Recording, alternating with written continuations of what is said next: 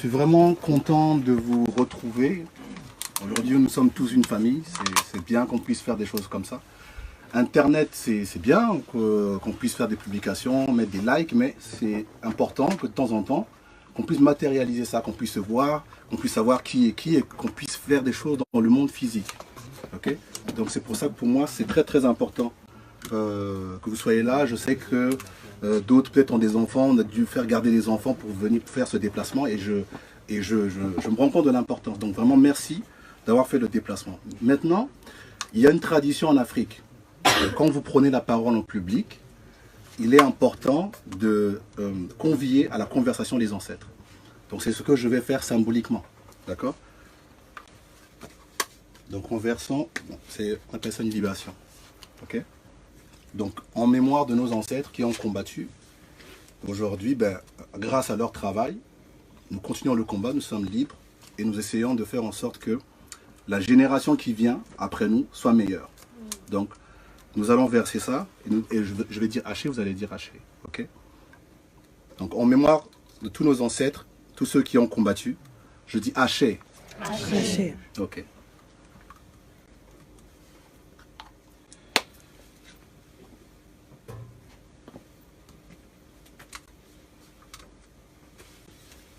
La télécommande. Voilà. Alors, on va commencer. Hollywood, hein? Ok. Astrométéorologie. Ce titre, c'est comme un film de science-fiction, mais ça n'est pas en fait. Je vais vous expliquer pourquoi j'ai appelé cette conférence astrométéorologie. Pour l'instant, on va oublier ça, on va d'abord faire la conférence et après je vais revenir là-dessus. Et vous allez comprendre pourquoi. En général, quand les Occidentaux parlent de notre culture, le mot qui sort, c'est celui-là. On est d'accord ou pas? Vous avez déjà entendu ce mot-là? Primitif. Hein? Est-ce que quand ils disent primitif, c'est une façon de nous valoriser ou c'est une façon de nous casser? Nous casser, non? C'est péjoratif, pas vrai? Ok. Mais en fait, les Blancs ont un problème. C'est-à-dire que quand ils parlent, ils ont un double langage. Ils disent un mot, et puis ce mot peut dire le contraire de... Parce qu'ils sont comme ça. Ouais. La définition de ce mot ne dit pas ça. Ok? Moi, quand je fais l'étymologie de ce mot, il m'emmène au latin primitivus, le plus ancien. C'est ça que ça veut dire. Du coup, ce n'est pas une insulte. Ils reconnaissent que nous sommes les plus anciens. Vous voyez ce que je veux dire, quoi? Ceux qui nous dominent aujourd'hui, la dernière fois je l'avais dit, ils n'existent que depuis 8000 ans. Ça veut dire hier. Dans l'histoire de l'humanité, ça ne fait pas longtemps qu'ils existent. Donc quand je dis ça, comparé à nous, ça fait 200 000 ans. Je veux dire, on n'est pas des jumeaux, quoi. C'est vraiment, c'est les derniers des derniers. Ok? Une fois qu'on a compris qu'on est les premiers, ces trois-là n'ont rien à nous apprendre. Soyons juste cohérents. Est-ce que ce que je dis est compliqué ou pas? Absolument pas. C'est logique. C'est logique. Si moi, j'ai 20 ans, un enfant de 6 mois ne peut pas m'apprendre à pisser. Ça ne marche pas comme ça. Ok? Donc, ça veut dire que aussi, si nous sommes les plus vieux dans la planète, ça veut dire que nous avons expérimenté la question du divin avant ces trois-là. C'est clair. Et que si ces gens-là parlent du divin ou de ce qu'ils appellent Dieu, ils l'ont appris forcément des Africains. C'est logique. Ok? Bon. Ici, on a une bande de bras cassés. Ok? Bon, il y a le christianisme, le judaïsme et l'islam. Mettez ça dans l'ordre que vous voulez, pour moi, ça ne change rien. De toutes les façons, c'est la même famille, parce qu'eux, ils se disent qu'ils sont de religion abrahamique. C'est pas ce qu'on entend, non? Hein? On entend que les religions abrahamiques. Bon, nous, on n'est pas dedans. Il faut qu'on arrête avec ces histoires. Nous, on n'a rien à voir avec Abraham. Mais eux, ils disent que c'est des religions abrahamiques. Ok. Quand ils disent abrahamique, qu'est-ce que ça veut dire? Quelqu'un peut me répondre? Quelqu'un peut me dire? Je vais mettre la lumière. Et je vais mettre ici. Quand ils disent religion abrahamique, qu'est-ce que ça fait dans votre tête? Hein? Abraham, non? Ouais. Oui. Quelqu'un peut me donner une réponse encore? Blanc. Ok. Mais qu'est-ce que ça veut dire quand ils se disent tous de religion abrahamique? Ils ont le même ancêtre. Ça veut dire, hein? Ils ont le même ancêtre. Voilà. Ça veut dire qu'ils ont le même ancêtre. Si Abraham n'existe pas, ils n'ont aucune légitimité. Quelque part, non? Bon. Ok. Cool. On va éteindre. On a tous compris. Allons vérifier cette histoire d'Abraham. Ok? On va commencer par là. Moi, je vais prendre mon joker. Mon joker s'appelle Paul de Tarse. Parce que moi, quand je dis des choses et que je mets les historiens, on me dit non, la Bible, la Bible. Bon, alors prenons la Bible et prenons un gars qu'on peut... Lui, quand même, c'est Paul de Tarse. Sans lui, le christianisme n'existe pas, non? Quand même. Donc, lui, s'il dit un truc, faut le croire. La vérité. Moi, je pense que s'il lui dit quelque chose, il faut le croire. Parce que lui, il a eu une vision. Jésus est venu le parler. Et il a fait des épîtres avec. Bon. Ce mec, il s'appelle l'apôtre des gentils. Les chrétiens, quand ils voient gentil, sont tout contents. Parce que, en fait, je vous explique. C'est lui qui va faire en sorte que il va convertir les non-juifs. Parce qu'à la base, le judaïsme, c'est réservé qu'aux juifs. Et lui, il va prendre la décision de convertir les non-juifs. Donc, c'est-à-dire nous autres là. Et donc, pour les juifs, nous sommes les gentils. Mais faites attention à ce mot-là. Parce qu'en fait, ce mot-là, dans leurs histoires à eux, c'est goy.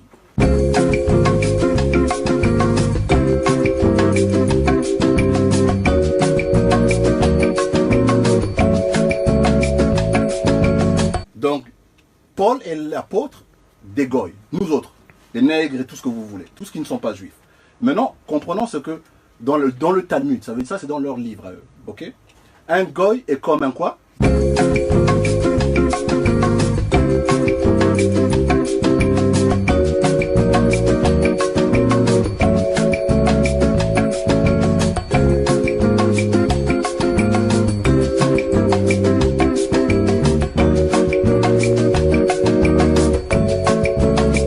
Vous avez compris? Est-ce qu'il faut que je poursuive encore lire ces saloperies là encore en bas là? Hein? Bon, je passe. Quoi qu'il en soit. Didier, est-ce que tu peux me lire? Merde, je suis parti trop vite. Et en fait, je suis venu avec ma femme. Moi, je travaille avec ma femme. Et c'est elle qui m'accompagne pour faire les lectures. D'accord? Dans la présentation, dans l'énergie, je suis parti. Donc, je vous présente le Didi, qui est à côté. D'accord? Je rectifie, je m'excuse. Voilà. Parce que nous, on travaille en couple. Parce que ce qu'on fait là, sinon, c'est des discussions d'hommes. Non, il faut qu'on change de mentalité. Hein. C'est un combat. La famille doit impliquer nos familles dedans. Ok?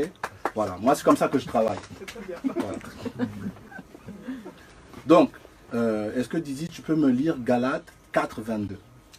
Alors, dans la version d'Arby de la Bible, alors Galates 4, donc 21, alors, dites-moi, vous qui voulez être sous la loi. Attends. Dites-moi, vous qui voulez être sous la loi. Quand il dit la loi, c'est-à-dire c'est la Torah. Vous avez compris? La loi, c'est la Torah. Continue. N'écoutez-vous pas la loi? Car il est écrit qu'Abraham a eu 2 fils, l'un de la servante et l'autre de la femme libre.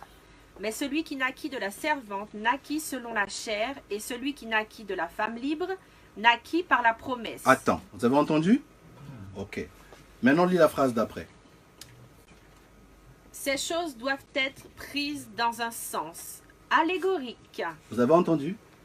Ces choses, ça veut dire tout ça là, Abraham, les enfants, tout là, il faut prendre ça dans un sens allégorique. Est-ce que quelqu'un, vous avez tous entendu ce qui a été dit là? Oui. Ok. Maintenant, Paul vient de dire lui-même que toutes ces choses-là sont allégoriques.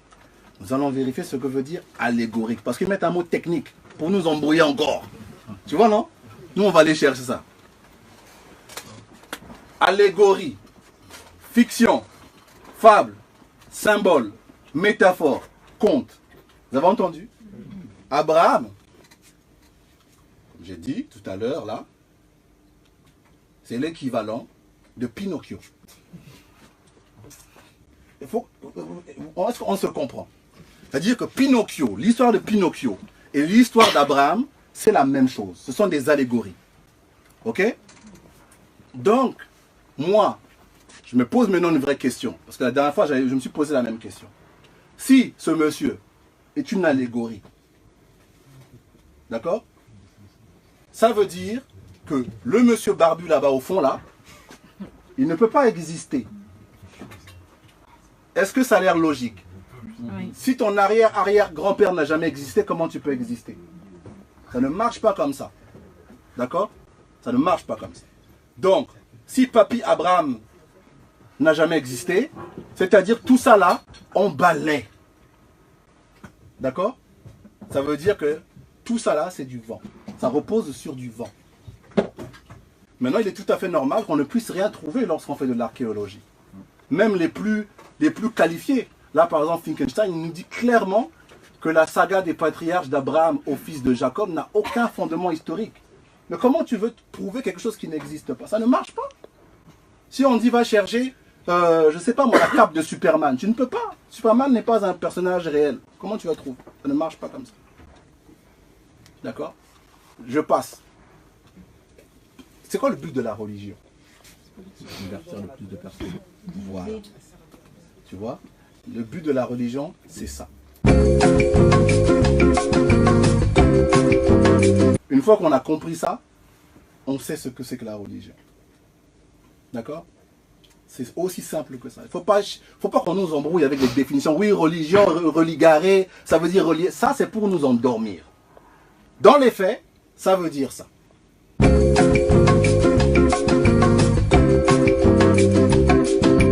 C'est comme ça que nous, on va interpréter ça. Légitimer l'impérialisme de ceux qui l'ont créé. Voilà ce que ça veut dire. Vous voyez ce monsieur avec cette croix et ce cheval blanc là? Et tout ça là, ça c'est nous. C'est ça la religion. Une fois que vous acceptez ça, vous acceptez en fait votre infériorité. Parce que vous dites que oui, bah, c'est bien qu'il nous ait fouettés comme ça, sinon on n'aurait pas connu Dieu. Donc tu acceptes ça. Et en même temps, tu deviens l'agent de ta propre destruction. Parce que tu vas servir les intérêts de l'ennemi de tes ancêtres. Ce n'est pas normal. C'est pour ça qu'on doit faire ce travail de recherche et de sortir de ces histoires-là. Ok? Ça, ce n'est pas une définition que vous avez trouvée dans un livre, c'est ma propre définition de ce que j'en pense de la religion. Ok? Donc pour moi, je dis que la religion est la déification de la culture de peuples violents qui se sont sédentarisés tard et qui utilisent des mythes. J'ai pas dit tout à l'heure que Abraham c'était des saloperies? Voilà. Donc, pour se trouver une place dans l'histoire. Mais oui, si tu n'as pas d'histoire, si tu n'as pas d'ancêtre, qu'est-ce que tu fais? Tu en inventes. C'est vrai ou c'est pas vrai? La religion, elle est basée sur quoi? Sur la foi. Parce que la foi, c'est juste croire en des choses que tu ne peux pas prouver. Mais tout ce que tu peux prouver, ça, il faut l'ignorer. Ça, c'est comme ça que ça marche. Ok? Ça a des conséquences graves et c'est l'ignorance. Et moi, c'est ça qui m'intéresse. Bien qu'on sait qu'elle soit dogmatique et que la religion, elle est irrationnelle, mais ce mot-là m'intéresse. Ça rend les gens ignorants. D'accord? Maintenant, on va répéter cette phrase, s'il vous plaît. Donc, après tout ce que j'ai dit. Maintenant, je comprends pourquoi. Maintenant, je comprends pourquoi Les chrétiens sont des crétins. C'est pas une insulte. Je vous rassure, c'est pas, quand je dis ça, c'est pas une insulte. J'insulte personne. Ok? C'est les faits. Bon, s'il y a des gens qui sont choqués, ben on va étudier ce mot crétin, ce que ça veut dire. Bon. Crétinisme. Tête de gogol, pas vrai? Bon. Dis-moi ce que veut dire crétinisme. Alors, crétinisme, définition, forme de débilité mentale et de dégénérescence physique en rapport avec une insuffisance thyroïdienne, souvent accompagnée de goites. J'ai grande bêtise également, idiotie. Non, idiotie, tout ça. Donc on a compris que c'est de zoologie, c'est la bêtise. Ok? C'est ça. Bon. Le français, c'est pas ma langue, c'est pas la langue de mes ancêtres. Mais c'est certainement la langue de ce monsieur-là. Ok? Lui, s'il parle, on doit l'écouter. Parce que visiblement, c'est un lexicographe. Je ne sais même pas ce que ça veut dire. Donc, visiblement, lui connaît la langue. Ok? Linguiste, professeur d'université. Je ne suis pas tout ça, moi. Lui, il dit ceci. Crétin dérive étymologiquement de chrétien. Est-ce que c'est moi qui raconte des bêtises? Ce monsieur-là connaît ce qu'il a dit qu'il est lexicographe. Ça veut dire que quand il parle, il sait de quoi il parle. Ok? Voilà comment il est coiffé. Voilà la photo. Il est sérieux quand même. On voit qu'il est sérieux. Bon. Passons. Pour voir les propos de ce monsieur, je vous ai mis le livre, je vous ai mis la page.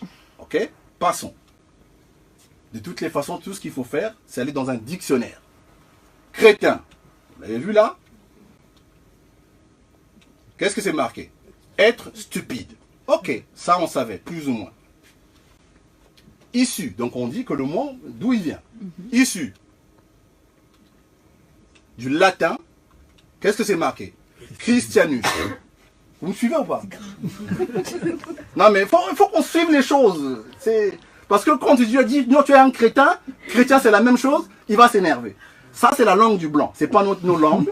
Les blancs nous expliquent eux-mêmes, ok, que un crétin est un chrétien, c'est la même chose. Sachant qu'un crétin est un gogol.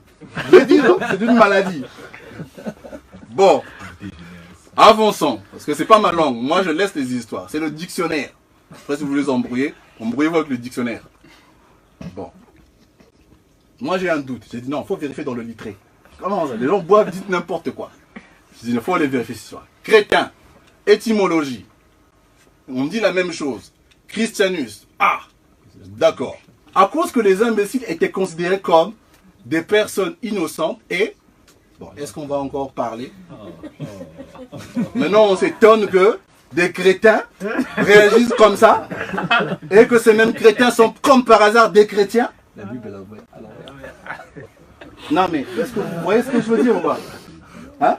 C'est-à-dire que le blanc qui nous a donné cette religion, en fait, savait pertinemment de quoi il s'agissait. D'accord? Cette mamie-là, en fait, ça fait pitié. Hein? Non, mais ça fait pitié. Donc là, elle a le chapelet.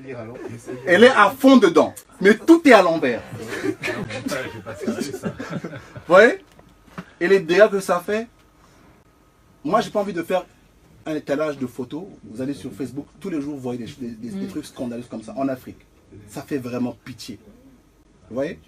Et c'est pour ça qu'on doit se battre pour essayer de connaître vraiment ces histoires de christianisme, d'où ça vient, l'histoire, tout ça. C'est pour ça que je fais, c'est ça mon combat. Parce que l'ignorance fait que vous réagissez. Comment vous voulez bâtir une nation comme ça? Ce n'est pas possible. Ce n'est pas possible. Ok?